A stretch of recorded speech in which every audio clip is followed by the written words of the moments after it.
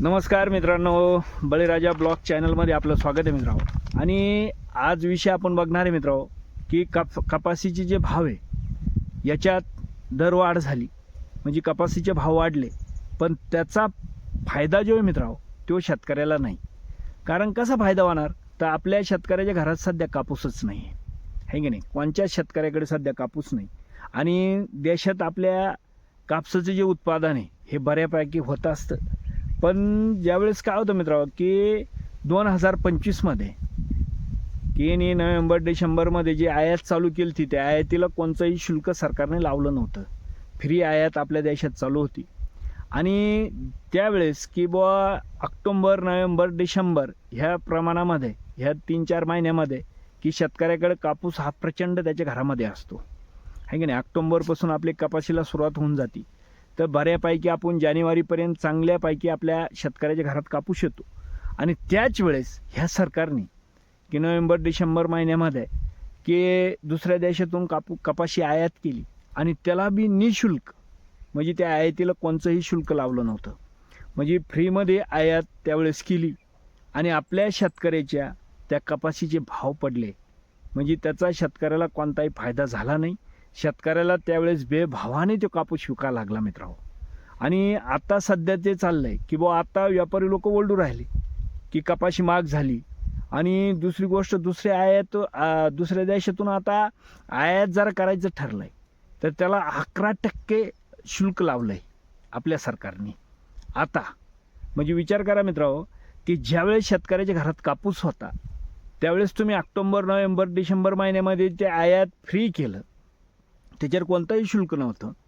आणि आता तुम्ही 11%, त्याच्यानंतर येईन 11% त्याच्यावर आयात लावलं, 11% आयात शुल्क लावलं. आणि आता हेच व्यापारी काय सांगतात की बुवा सरकारने आयात शुल्क कमी करावा म्हणजे मोफत करावं. जसं 2025मध्ये डिसेंबर महिन्यात जसं निशुल्क आयात कापूस केला होता तशा पद्धतीने करावा. आता त्याच्यामध्ये हे पण व्यापारी सांगतात की बुवा आता याच्या शेतकऱ्याचा तोटा नाही. ठीक आहे, बरोबर आहे व्यापार लोकांचं. कारण मित्रांनो आता आपल्या घरात कपाशी नाहीच आहे, कापूस नाहीच आहे, त्याच्यामुळं आपला त्याच्यात तोटा नाही. आता हे काही बी करू, फक्त आपला तोटा कसा आहे मित्रांनो आता याच्यात की बुवा आता लग्न सारे आहे, आपल्या कुटुंबात कोणाचे लग्न असतात आणि ह्या धामधुळीमध्ये तुमचे कपड्याचे भाव प्रचंड वाढलेले असतील. म्हणजे एकीकडं आपल्या कपाशीला भाव मिळत नाही आणि त्याच कपाशीचं कापड ज्यावेळेस आपण घ्यायला जातो ते आपल्याला बेभावानं विकत घ्यावं लागतं. आणि आता व्यापारी लोक जे बोंबलू राहिले की निशुल्क करा. आता तुम्ही निशुल्क केलं काही केलं तर त्याच्यात आम्हाला काय फायदा आहे. म्हणजे ज्यावेळेस तुम्ही शुल्क लावायला पाहिजे होतं नोव्हेंबर डिसेंबरमध्ये ज्यावेळेस तुम्ही कापूस आयात केला त्यावेळेस तुम्ही शुल्क लावायला पाहिजे होतं. ते जर शुल्क लावलं असतं तर कमी प्रमाणात कापूस आपल्याकडे आयात झाला असता आणि आपल्या देशातल्या शेतकऱ्याच्या कापसाला चांगल्या पद्धतीनं भाव त्यावेळेस मिळाला असता मित्रांनो. पण या सरकारच्या आडमुठ्या धोरणामुळं शेतकरी हात धुळीत चालला आहे. म्हणजे एकीकडे जर आपण बघितलं आहे कितीतरी प्रचंड खताच्या औषधाच्या किमती वाढत चालल्या, मजुराचे भाव वाढत चालले, आणि दुसरीकडं सरकारचे आडमुठ्ठे धोरणं आपल्या शेतकऱ्याला आडे येतात.